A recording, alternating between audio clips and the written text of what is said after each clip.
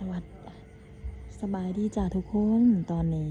สาวซุกกับมาหอดหานขายเค้กแล้วเนาะทุกคนเพราะว่ากำลังเลิกเวียกเนาะเลิกเวียกกะคำแล้วแต่ว่าบางยานี่แซดไปหาสาวนิดเนาะถามเพิ่นแล้วเพิ่นว่าเพิ่นยังอยู่หานทุกคนเดี๋ยวเฮามาแวะซื้อเค้กเนาะแล้วก็ไปเซอร์ไพรส์วันเกิด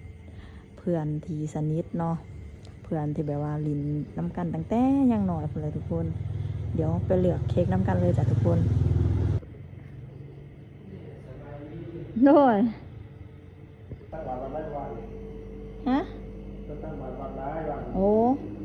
วัดเฮานี่แหละโน่นวิสัย นั่งอายุไม่ใส่เดี๋ยวผม แม่นอ่ะอืม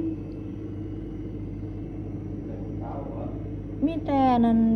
เค้กแบบผู้ชายเนาะบ่มีแบบผู้หญิงนำบ่ เล่นไปอะไรตอนนั้น โอ้ ไปนี่สรุปคุณยิ่งแซ่บมัน อืมเอาแบบนี้ก็ได้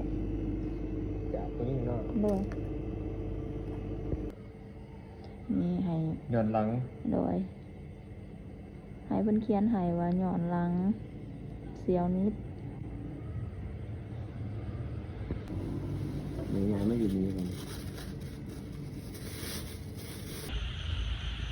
นี่ทุกคนเฮากลับมาหอดบอลเช้านี้เฮ็ดเวียกแล้วเนาะแล้วตอนนี้เฮากำลังแนมหาเพิ่นอยู่แต่ว่าบ่เห็นเนาะทุกคนเนาะเดี๋ยวเฮาสิย่างเข้าไปในเด้อทุกคนย่างไปนำกันเลยเด้อแต่ว่าเฮาสิบ่ทันได้เอาเค้กออกไปเนาะทุกคนเนาะเพราะว่าเฮาย่านเพิ่นเห็นมันสิบ่ตื่นเต้นนะทุกคนเฮาหอยเค้กไว้อยู่รถหวังว่าสิเป็นการเซอร์ไพรส์โดยดีเนาะ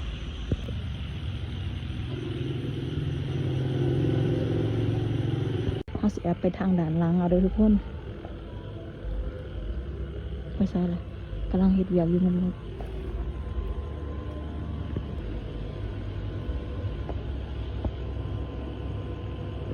นางกำลังเฮ็ดเวียกอยู่ทุกคนนางบ่หูโต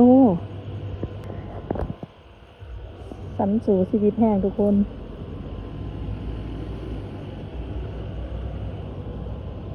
เค้กอยู่ในมือเนาะทุกคนเดี๋ยวแป๊บหนึ่งนะทุกคน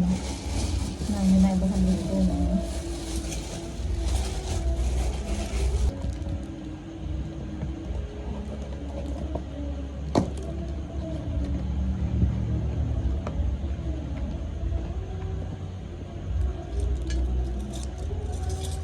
ทุลักทุเล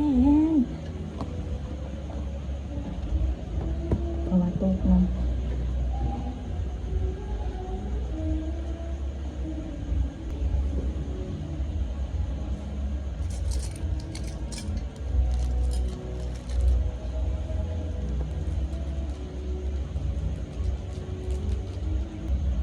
มีกาแฟทุกคนไปแบบนี้นะทุกคนเนาะ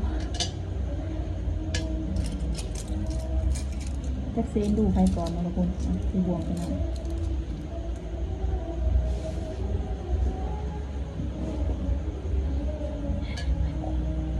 ไปทุกคน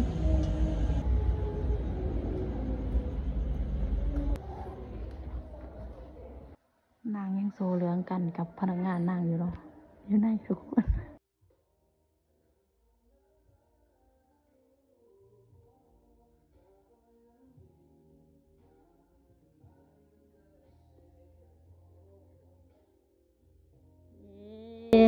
Happy birthday to you Happy birthday to you โอ้มีกาแฟเลยนี่ตายที่เอ๊ขอบใจละลายเด้อ อ้าวตาย โอ้ยนุชสิได้กินเค้กแล้วนุช ว้าวย้อนหลังเพื่อนจ้าเอาห้องเพลงเลยจ้า Happy birthday to you Happy birthday to you Happy birthday Happy birthday Happy birthday to you ว้าวอธิษฐานเลยจ้า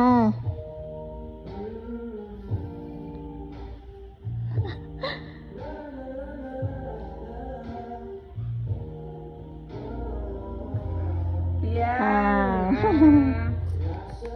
ขอบใจหลายๆเด้อเพื่อ จ้าน อยู่ดีไม่แห้งเด้อมีความสุขหลายๆเด้อ จ้า เฮ็ดหยังทำหยังก็ขอให้ประสบผลสำเร็จเด้อ ขอให้มีคนรักคนแพงหลายๆ สาธุ นี่ทุกคนสำหรับวันเกิดเช้านิดเนาะซาซุกเองกับบ่มีหยังให้ทุกคนก็มีแต่นี่แหละทุกคนเค้กก่อนหนึ่งเนาะทุกคนเนาะแล้วก็ตามใจเพิ่นเนาะมื้อนี้เพิ่นอยากกินหยังเฮาพาไปเนาะทุกคนเนาะตามใจเปลี่ยน โอ เนาะทุก เค คนเนาะ จะได้กราบขอบคุณสาวสุขเนาะที่เป็นเพื่อนของสาวนิดจะได้กราบขอบคุณหลายๆที่ยังบ่ลืมกันที่ยังมาหากันอยู่และก็พิเศษเนาะมื้อนี้เพิ่นมาเซอร์ไพรส์เค้ก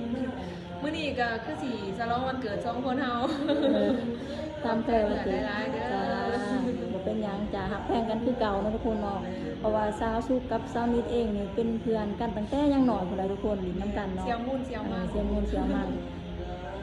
ไปก่อนแล้วนะทุกคน คลิปนี้เขาจบเพียงเท่านี้แล้วนะทุกคน ไปก่อน บ๊ายบาย